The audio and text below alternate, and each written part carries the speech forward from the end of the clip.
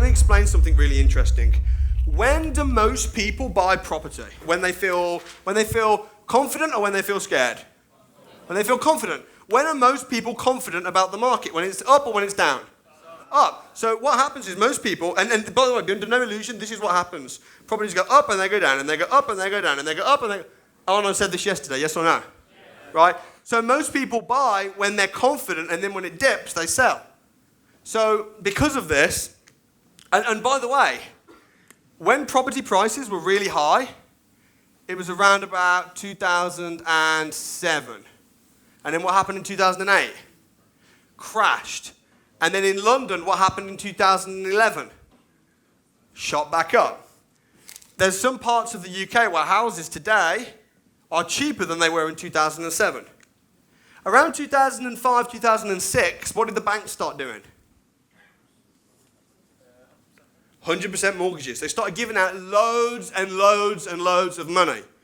What's one of the causes for recessions? The banks run out of money. That's what happened in 2007. The banks were giving out so much money, they ran out of money. And they couldn't lend anymore. And what happened was, because they couldn't lend anymore, people suddenly couldn't get mortgages. And because they couldn't get mortgages, they couldn't buy properties. And because they couldn't buy properties weren't able to sell, and the prices dropped. And that's why properties crashed. However, in 2011, they started giving out money again. So what happened is the prices went back up, but there's still parts of England where they haven't picked up yet. Like Liverpool, for instance. Liverpool's only just picking up now, and it's going crazy. Manchester only picked up 3 years ago, now it's going crazy. Middlesbrough doesn't know yet. Middlesbrough's still asleep. So that's what caused recession. The other reason that causes a recession is that the people run out of money. So sometimes when there's a lot of unemployment, or if everyone loses their jobs, or there's too much bad debt going on. And by the way, bad debt is encouraged by the system, by the way.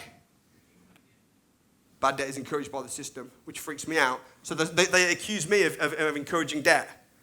Oh, Samuel Leeds encourages people to go into debt. I'm like, too right I do, if they understand the difference between good debt and bad debt. But you, system, encourage people to get into bad debt.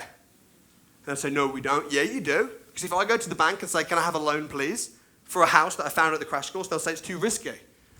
But if I say, can I have a loan, please, to go on holiday or to get married, they'll say approved. That's just the facts. So why would a bank happily give you money to go on holiday, but they won't give you money to invest? Because they want you to be poor. Because they want you to go into debt so that you be a slave to the system and continue working in a job until you're 67 and then retire on 40% of what you couldn't afford to live on in the first place, even after working 40 years for 40 hours a week. That's the system. You know? So that's the other reason for recession, that people haven't got any money. The third reason for recession is because of the fear of one of the above. And what happened in the last couple of years is there's been a lot of fear because of Brexit and stuff. There's been fear. But right now, there's places that are so cheap, like Middlesbrough. Where else? Where is cheaper now than it was? Blackpool, correct. Where else? Bradford, yeah, correct. Where else? Grimsby, correct. Liverpool is correct. It's going up at the moment. Hartlepool, correct. Hartlepool, where else? Durham. There's a lot of places. Now, why am I telling you this?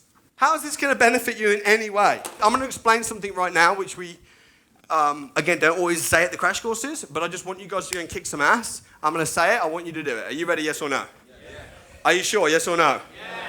All right. These places are cheaper today than they were in 2007. And in 2006, the banks were giving 100% mortgages. So right now, there are people selling their house for cheaper, and they're in negative equity. Now, let me explain what negative equity means. Negative equity simply means that the value of the house is less than the outstanding mortgage. If the value of the house is 100 grand and the mortgage is 102 grand, they cannot sell the house.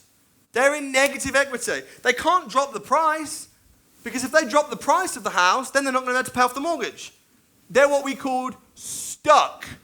Now, when they are stuck, what we do is we offer a lease option agreement. A lease option agreement is when you buy a property now, so you buy it today, but you don't pay for it for sometime down the line, which is agreed between you and the seller. That could be 3 years, 5 years, 7 years, 10 years. Now, why is lease option agreements so genius? The reason is because if you buy it now, but pay for it in 10 years, well, on average, properties double in value every 10 years. By the time you come to actually have to pay for it, it's doubled in value. On top of that, in the 10 years, not only have you gained from all the appreciation of the property, but you've also benefited from the monthly cash flow because you buy it and become the landlord as if you own it today, but don't pay for it for 10 years. How do you find people to pass you their property on a lease option agreement?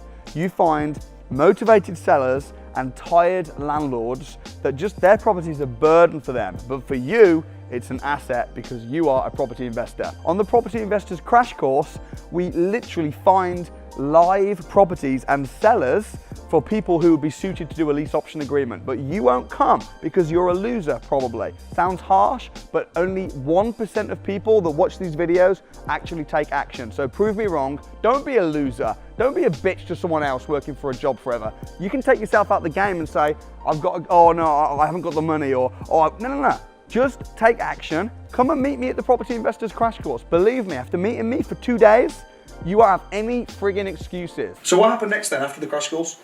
So I changed my strategy. I started looking at lease options. I started looking at HMOs. I bought HMO straight after that crash course in Stoke. Yeah. And then I realised my strategy was probably lease options was better for me because it didn't involve that big chunk of cash up front. Yeah.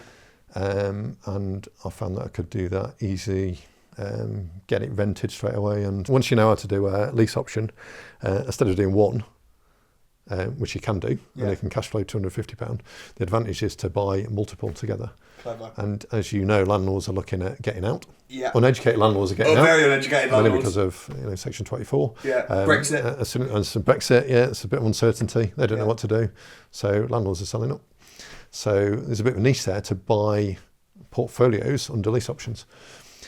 So I've sort of switched strategy. Instead of buying one, I now buy sort of multiple. Love that. That's so clever. Rather than trying to find, because also it's the same amount of work to find one vendor and buy one property on a lease option agreement than it is to buy 5 or 10 at a time. Absolutely. So that's really neat. So I did a few single ones, then I did 2 as a portfolio, which is quite easy. Yeah. Not much difficult. And then I did 3, and I did 11. So the one in Telford is a portfolio of 11. Yeah, so there's 2 ways you could do it. We could either set a price now and say, for instance, £70,000, and give the market a chance to recover, or we could say a percentage of what it's gone up by, depending on what you felt more comfortable with. So we could just set an agreed figure and say, in say 3 years' time, we'll buy it for 70, and we'll give you £250 per month guaranteed until the end of the 3 years. But of course, it's all negotiable, and in the same way as you'd obviously have to think about it and see what the response was from the advert, I'd of course have to see the property and things like that. I'm not making you an official offer. I'm just letting you know the outline of what it could look like. Does that make sense? If passive income is your goal and you just want an easy life, then maybe I could offer you something like this. So I can give you a fair rent based on what you're paying every single month for the property itself. Okay. And with that, I'd take over the management, the tenants, any maintenance, repairs, anything like that. Give you a fair rent, but give you the asking price that you want and a little bit more, but in a period of time. So you said you wanted 130,000 for it for the property. So maybe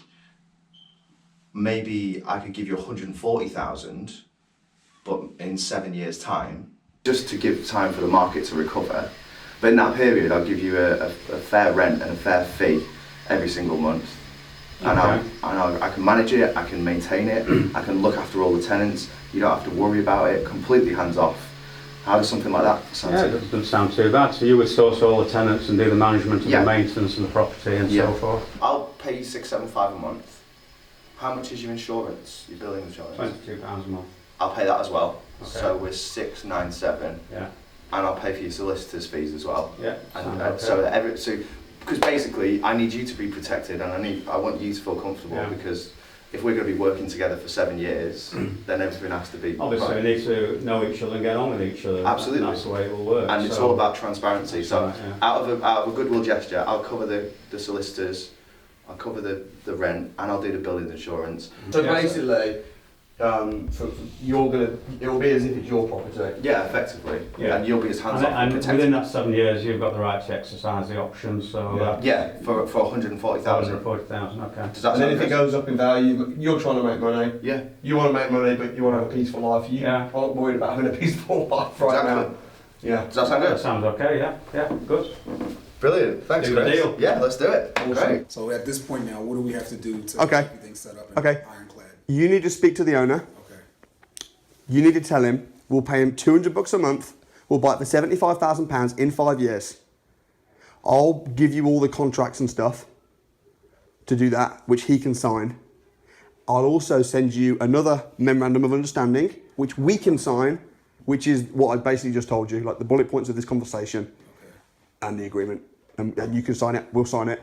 Then you get if you can get the seller on board, you should be making at least $300-400 a month, and just for managing it. That's awesome. Oh, let's do it. It's done. Let's do it. Deal, man. Deal. Dude, right. you're friggin' awesome. You're awesome. That's just one way how you can make money in a recession, lease option agreements, but there's so many ways. 2020, honestly, there are many opportunities. So I'd like to see you at the Property Investors Crash Course. Get yourself booked on, completely free, on the house, on me, no catches. Get booked on right here. You know what, you're watching this video for a reason. So click on, book on right now. I'll see you there. What are you waiting for? Get booked on, get booked on, get booked on. I'll see you there.